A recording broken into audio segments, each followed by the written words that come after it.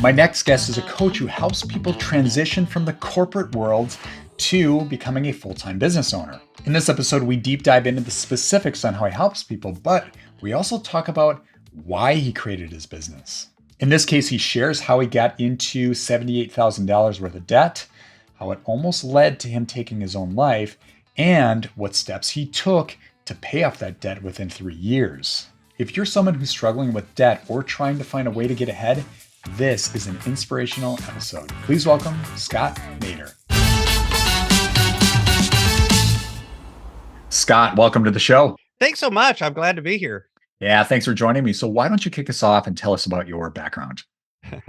I was raised in a log cabin in Kentucky. Oh, wait, no, that's Abraham Lincoln. Sorry. I always get confused with that. I've done a lot of different things in my life. I'm one of those people that even at a very early age, I started doing some business stuff on the side, but I also, had a career, went to college, did all of those things. So I actually went to college with the thought I was going to be a medical researcher. I decided I hated that because it ended up to be basically chasing grant money all the time. So I pivoted from that, became a science school teacher for public school. I did that for about 16 years. Then I went into the corporate world and joined the testing industry. So I went from teaching to testing. My students said I joined the dark side. And during all of that time, I also got married. I had a son. I started another business on the side, which was a coaching business. And in 2017, I left the very high-end executive corporate job, lots of benefits and all of that sort of stuff, and said, nope, I'm going full-time with my own business. And I've been running my coaching business since 2017. Got it. And I just want to understand your business a little bit further, and then we'll kind of dive into some details in your journey there. Sure. Now you're coaching. Are you mostly coaching small and mid-sized business owners? Or are you coaching executives as well? So I mainly focus on folks in transition from where they feel like I know there's something I really need to be doing and I'm not able to do it. I'm a little stuck, usually in the areas of time and or money. About 60% come and they say, well, I don't have enough money. And about 40% come and say, well, I don't have enough time.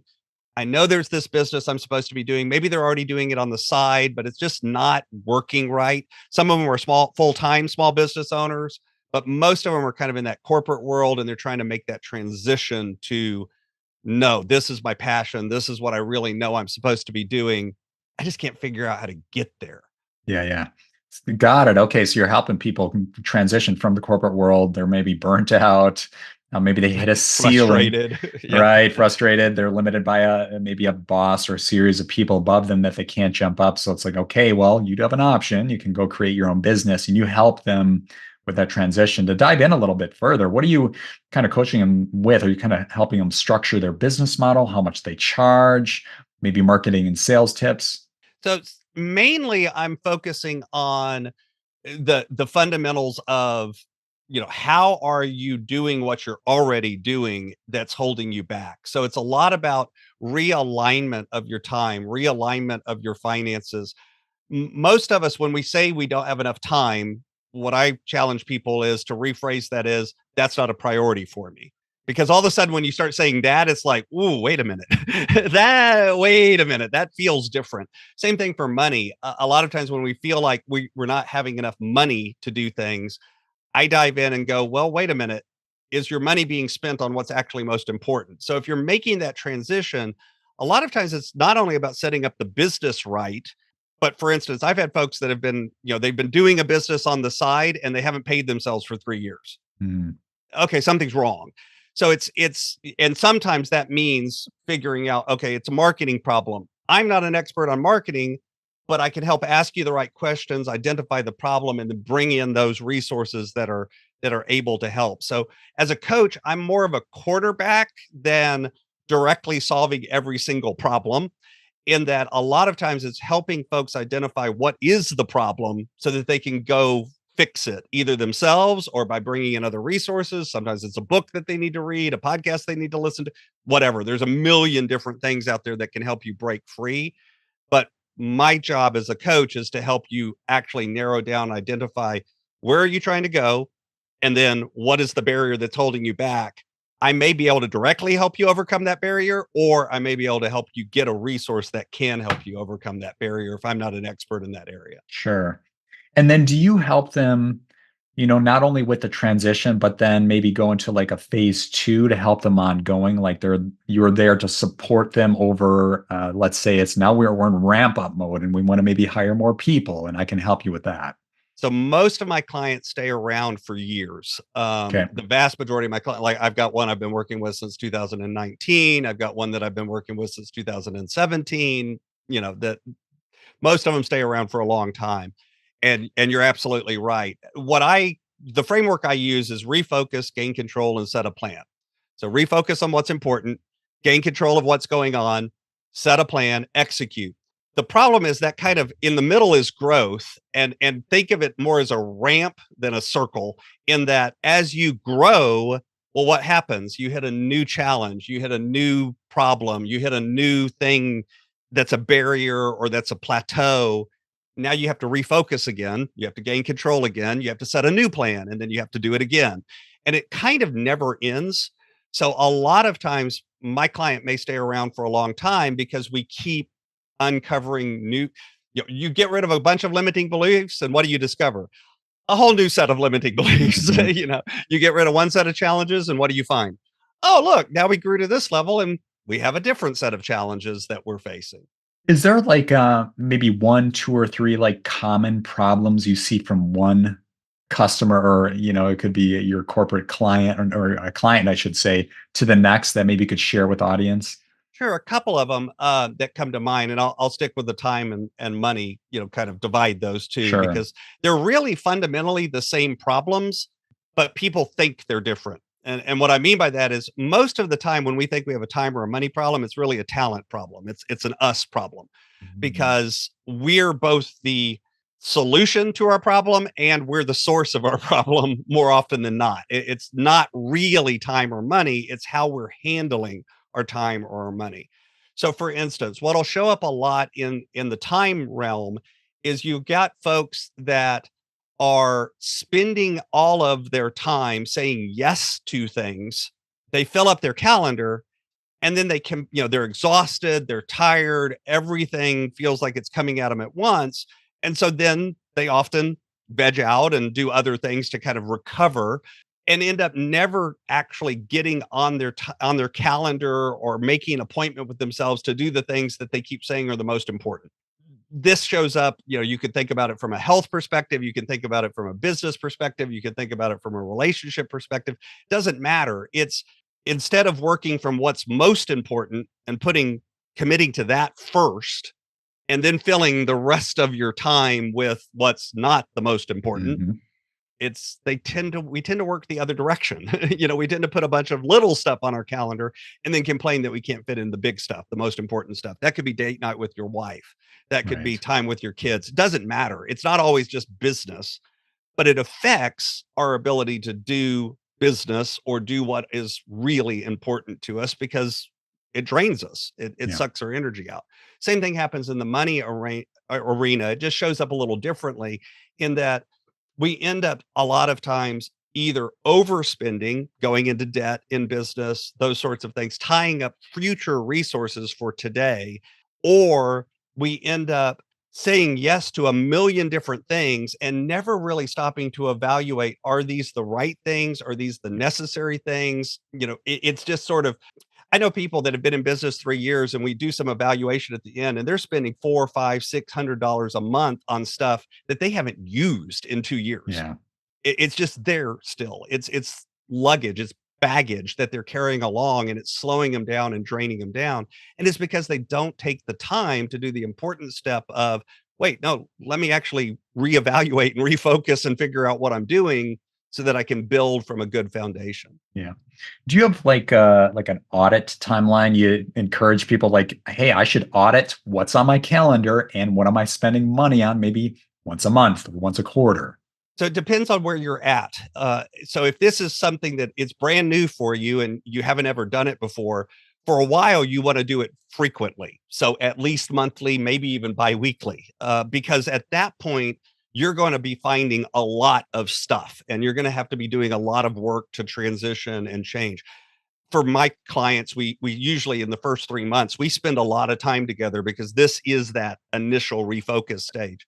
After about 90 days, it starts to slow down because you've kind of gotten a good picture now. And it's not perfect. You haven't solved all the problems, but it's firing better. And at that point, you can begin to kind of stretch that out a little bit more and maybe do monthly. And eventually you can even do quarterly. Pretty much quarterly is about as far out as I like to go with Yeah. people because every 3, 4 months, I don't know about you, but if you've been in business for more than 30 seconds, you realize that every quarter is complete. It's like you're almost reinventing yourself sometimes from Yeah. Q1 to Q2. So it quarterly is about as far out as I like to go with folks. That's good advice. It's one thing we're kind of doing this year, 2024, like reassessing what's working, what's not working more frequently. It was kind of like an aha moment over the holidays. Like, hey, there's a few things here we're spending a lot of time and money on that's not based on the data. It's not producing the results we're looking for. So, Right. Right. and then, yeah, of course, you're going to have those tough conversations. Some people are going to, I use a lot of, work with a lot of contractors in my business. And it's like, we got to figure out what is, what's going to move the needle and what's not. Right. So the And business sometimes wants to that keep means running. making hard decisions. Yeah. It can be letting go of something that you've done for a long time. It could be letting go of something that you love Yeah. and you really enjoy doing it. And yet it's not producing any results, Yeah. and that's the hard, honestly, it's easy to get rid of the underbrush that we hate. I never like doing that anyway. It's like, oh, that's easy to Sure. let go of. It's letting go of the stuff that we actually enjoy that can be more challenging. And that's where, because again, I like to work with folks that they're creating the business that they can love. So sometimes that's replacing it with something that you love even more, Hmm. as opposed to getting rid of something you love and feeling like, oh, I gave up the one thing in my life that I enjoyed doing. And now my Sure. life is horrible. No, that's good perspective. And that's kind of what we're looking at is like what's the greater good for the business to thrive? Yeah. And maybe you can, dial up those things that you once you'd really like a lot and kind of lean into them a little more, maybe a little pivot to make sure they Mhm. produce fruit for the business. But to zoom out a bit, I like what you're laying down there is try to do this like monthly. I think that's a great frequency. We were Yeah. we were far beyond the quarterly mark. I'll put it that way. Right. For Then it, yeah. yeah, and it depends on the stage of your business and the size of your business and where you're at too. As you're Yeah. anytime you're facing a new, either whether it's going into a new market or whether it's just the market has changed, you increase that Mhm. frequency. Yep. You shorten that frequency back down. It's not a fixed. I guess that's the important thing to realize. It's not a fixed thing where it's like, well, if I do it weekly, I'm perfect, or if I do it monthly, I'm Hmm. perfect. It Yeah. may be different at different phases in your business, and that's okay. Yep. Yep. Right on. I want to kind of transition to more of your personal life here, Sure. which is it. We'll get into it in a second, but we talked about a little offline personal finance challenges and causing some issues with your marriage, and we'll get into that in a moment. But that training was painful, but essentially, correct me if I'm wrong here, really helped lay the groundwork to help you help other businesses, and you can kind of see ahead of the curve, if you will, and see those issues. And like, you probably want to do this and this if you want to avoid the same problem I went through. I'll put it that way. Right. Yeah. Yeah. As a coach, you pull on a lot of different sources, but absolutely one of them is your own personal journey and your own personal Yeah. experiences. There's no doubt about that. And that's one of the reasons that I tell people I try really hard to look back at my life and not have regrets, but have lessons that I've learned. Right on. Now, Yeah. I'm human. Doesn't always work that way. There are things that I look at and go, "Ah, that was stupid. I really shouldn't have done that." But I try to get past that into okay, yeah, but there was a lesson I needed to learn from that. What lesson can I take away? Okay, then it's not really a regret anymore. It's just yeah, that hurt, but it's what happened. So let me Yeah. accept it. Let me learn the lesson and let me move on. And Yeah. that's a big source of the energy that you use in coaching. Absolutely. Right on. So if you could, why don't you give us details here on some of the challenges you face and how did you overcome them? Absolutely. So going back in time, I mentioned I was working in a corporate job, and before that, I was a school teacher. So in that same period of when I left school teaching and entered the corporate world, my wife and I, one of the reasons that I ended up leaving teaching is, everyone knows teachers don't make much money. Right. My wife and I were trying to build a house. We were living normal lives. We were trying to have a child. We had a lot of stuff going on in our life, and we just kind of drifted apart and weren't talking anymore about money. And because of that, we were much further into debt than I thought my wife knew. Now, real truth, my wife knew what was going on. I just assumed she didn't because I wasn't telling her what was going on. That was Hmm. part of the problem at that point in life. So we began to drift apart. We began to. It's not like we were fighting; we just weren't talking about it. And I actually got to a point where we were facing $78,856.42 in debt. Not that I know it to the penny. Um, Okay. and at that point, I made $42,000 a year. So it's like almost twice what I made, and in a Yeah, year is yeah. our debt burden. I became suicidal because of it. Because in my mind, I got this brilliant thought that if I could end my life, then my life insurance would pay out and that would take care of the debt. And my wife would be much better off. That, by the way, anyone who's feeling that right now, you're wrong. Hmm. I know that now looking back on it, but at the time that seemed like a perfectly logical, that sort of decision to make. And at the same time that I was feeling those feelings, I began to hear messages in my life from, at the time, it was the Dave Ramsey show. It was other books that kind of fell into my life, things that other people at work were saying that basically began to reaffirm to me that, no, wait a minute, you can do something about this, but you've got to re-engage with your wife. You've got to do this together. And so I came home and I kind of came clean and told my wife the situation and told her that I'd been listening to, these other resources. It turned out that she'd actually been listening to exactly the same thing. I was listening to it at night driving home from work, and she was listening to it during the day when it was on live, but we Hmm. were we were hearing the same messages. I just hadn't talked to her about it. Again, she knew more about the situation than I thought she did, but it was still important that I kind of came clean. And we basically looked at each other and said, okay, we're going to do this. And so in the next 2 years and 11 months, we went from $78,000 in debt to debt free. Nice. We've never gone back into debt because we basically just decided we're going to live in a different way. You'll notice that along that journey too, I mentioned I got an executive job. I ended up earning more money. That certainly helped, Yep. but it really wasn't just earning more money. It was the mindset change of, no, we're not going to do this anymore. Yeah. Because again, if you divide and figure out 2 years, 11 months, almost 3 years, we paid at 78,000. You figure out how much we paid off. And my average income in that time was 55,000. Yep. So when you do the math, you realize we were living on nothing, but we Hmm. did it because we wanted to change that. But then it also let me build up a nest egg and go, wait a minute, rather than stay in this corporate job that I was no longer loving, I've been doing this coaching thing on the side, and it hits all the bells and whistles. It is the thing I'm supposed to be doing.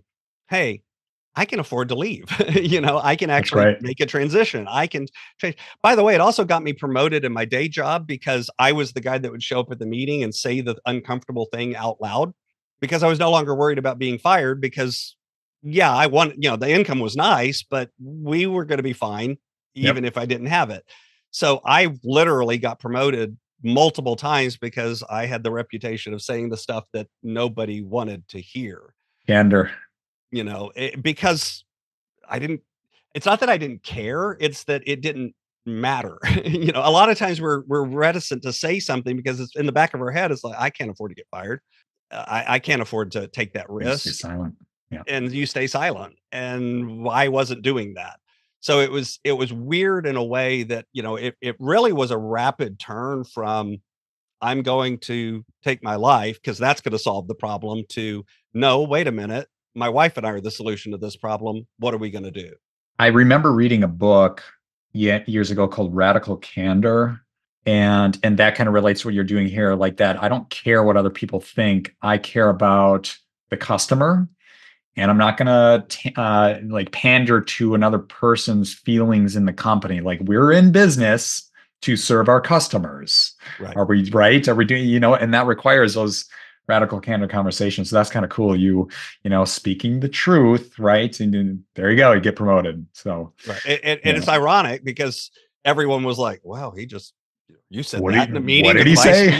the VP sitting in this meeting. How dare you? How could you say that? It's like, Yeah. well, but it's true, Yeah. And quite frankly, if I got fired over it, I didn't want to work for that company anyway It, because it, they couldn't handle it. exactly. You establish the high ground in that situation. I want to just backtrack a little bit. It's just to peel back the onion a little bit on the debt, the 78,000. Was this a mix of like, a mortgage and credit cards? Was there business debt in there? How did that break down? Sure. It was pretty much almost all consumer debt.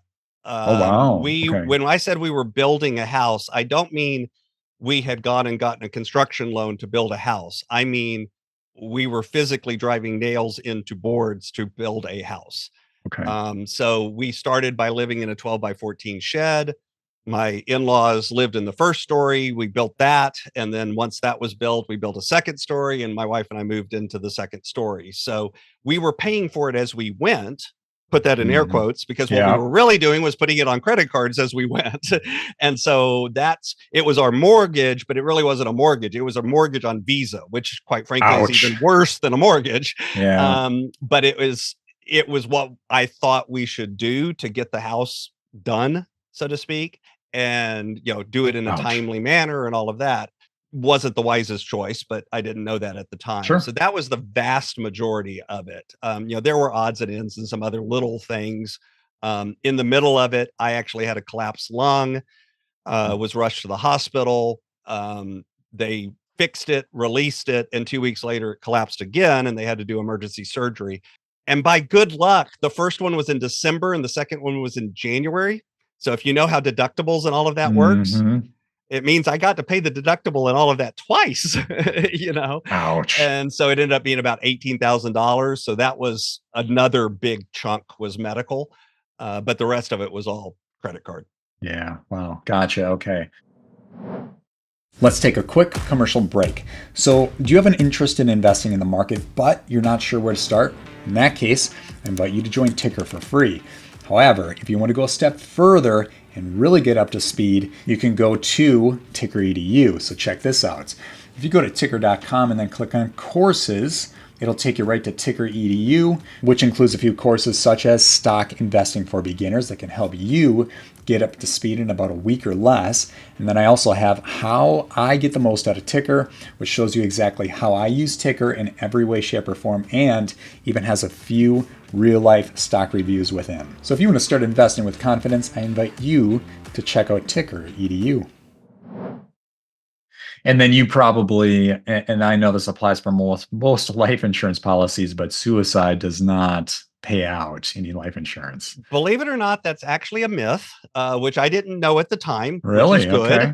Um, After an insurance policy has been in place for about 2 years, the vast majority of them will pay out for suicide. Mm, It's brand new policies that don't pay out for suicide typically. gotcha. Sorry, I have to correct the factual information Doesn't give the now. green light for All of anybody that that, being said, it doesn't give the green light. Please do not go and don't oh, trust me either. Read what your actual Scott policy. said. Yeah.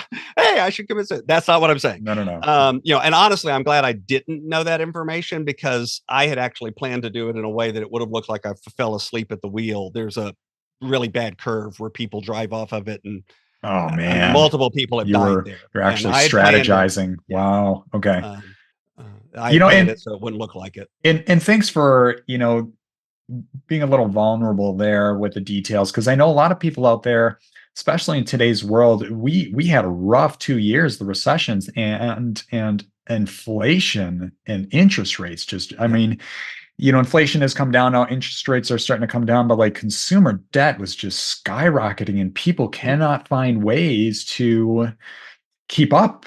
And they Mhm. ask those questions like, how in the world am I going to make rent or pay my mortgage? Or and then they're thinking about, okay, so how do I pay down credit card? And then my business is focused on investing, and they get into a position How do where I invest? I Yeah. how do I invest? And I can't get ahead. So it's like a snowball effect. And then there's anxiety that drives through the roof, Yep. and people are in that position. So this is, I mean, thanks for sharing that. Because in other words, people out there listening, it's like you're not alone. Like people are in Absolutely this. not. Yeah. One of the number one causes of male suicide is actually financial Yeah. challenges. Yeah. In fact, I've seen several studies that say it is the number one cause. It's for sure in the top Hmm. two or three. Um, and that's partly because I think as men, a lot of times we take on a lot of responsibility for, Yeah. being a provider. And by the way, that's even if your spouse is employed and is even if they're making more money than you, a lot of men still take on a lot of stress of being the provider. It's Of just a course. thing that we do. Um, and not right or wrong, we just do it. Unfortunately, that can lead to that feeling of, well, it's my fault. Yeah. The reason we're in debt is it's my fault, and therefore it's my job to solve it. Sometimes that leads to a suicidal feelings or Hmm. suicidal ideation. That's unfortunate because honestly, there are other ways to solve it, hundreds. Yep. And usually, 99% of the folks that I work with, we find other ways to solve it. We for sure find ways to do it without suicide 100% of the time, but Hmm. 99% we find a way that's not even, because a lot of times people immediately go to, well, it must be in bankruptcy. No, actually, most of my clients don't do that either. We Sure. find other ways. It not saying it's easy because it's absolutely not easy, but it is actually kind of simple in that, a lot of times I joke and say, as a coach, part of my job is to tell you stuff that you already knew, Mm. like live on less than you make. Well, brilliant, Scott. But as a coach, Yeah. I go further than that into now, how do we actually do that? But it is really live on less than you make, do something smart Yeah. with the difference, invest it in a way that's wise, pay down debt with it, do things with the difference that are smart as opposed to doing things with the difference that cause no growth or no Yeah. increase of any sort. And that includes wise investing. That includes sometimes paying down debt. It depends on their Hmm. situation as to what's more important and how they need to get there. But and that's the other thing is you'll hear a million one size fits all solutions after working with 1,000 plus clients. There is no one size fits all solutions. Of There course. are some rules of thumbs, there are some patterns, there are some things to look for, but personal finance is personal. That Hmm. word is important. And there's so many little nuances that have to do with your life and your decisions and your business and your situation that it's really hard when you go read a book or have a blanket answer from somebody or hear everybody should do this may not Mm. actually be true for you. I I love that comment because I'll get these people, these Dave Ramsey wannabes that are like, well, just it starts with the word just do this, this, and that. It's like, you're not, you don't understand the full story here.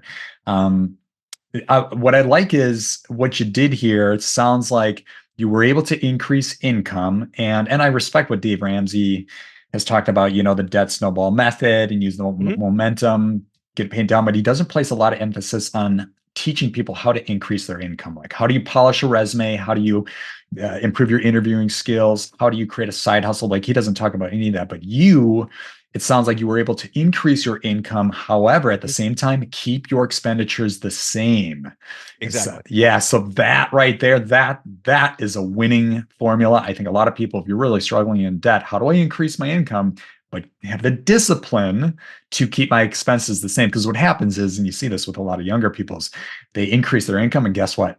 They're going to get that brand new Tesla. Right. And usually their income goes up 10%, their lifestyle goes up 20. Yeah, yeah. That's the problem. you know. The math isn't mathing. Yeah. Yeah. There's the temptation there. So if you can try to keep those expenditures where they were at. One guy, a mentor of mine, Phil Town, he talked about like he was able to he went from a career as a river rafting guide making like $6,000 a year, not per month, it was per year, living out of a tent and driving a motorcycle. And when he started making money in finance, he was like, I can kind of keep my expenses the same because I don't need a whole lot. So I was like, well, that's a smart play. I mean, I want a few Right. more things, but he could just live a little more frugal.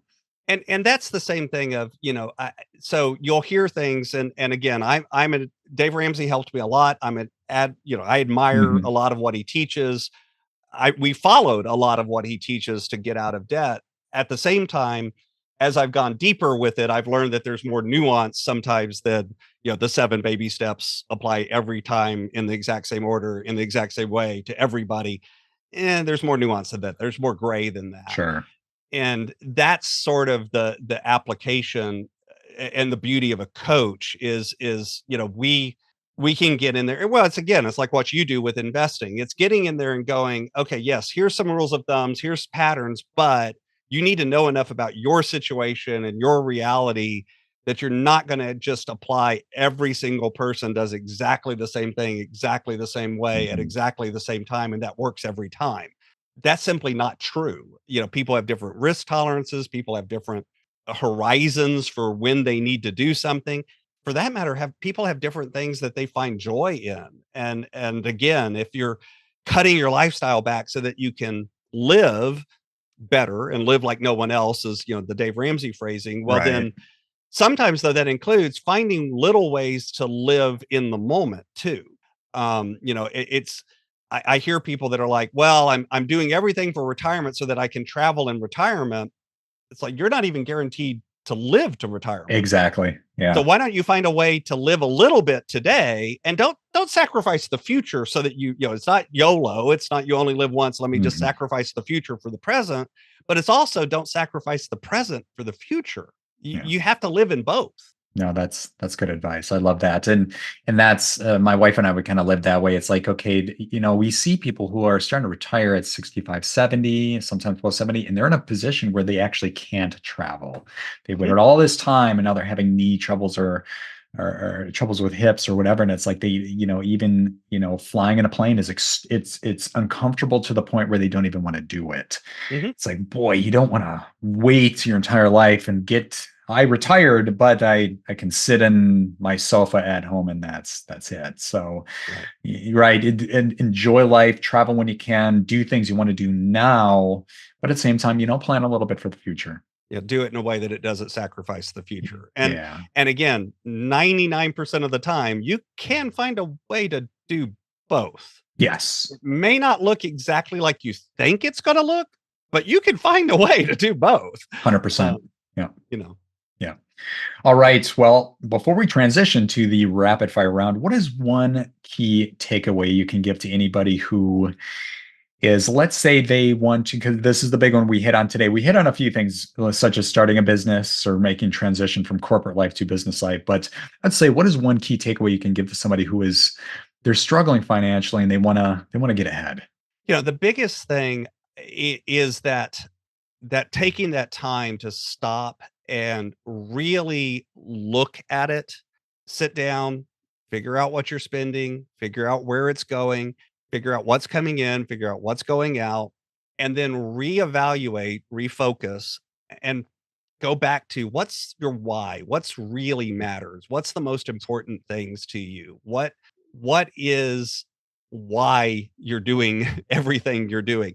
And notice I said a why because a lot of times we focus on things like getting out of debt. That's a goal. That's a what.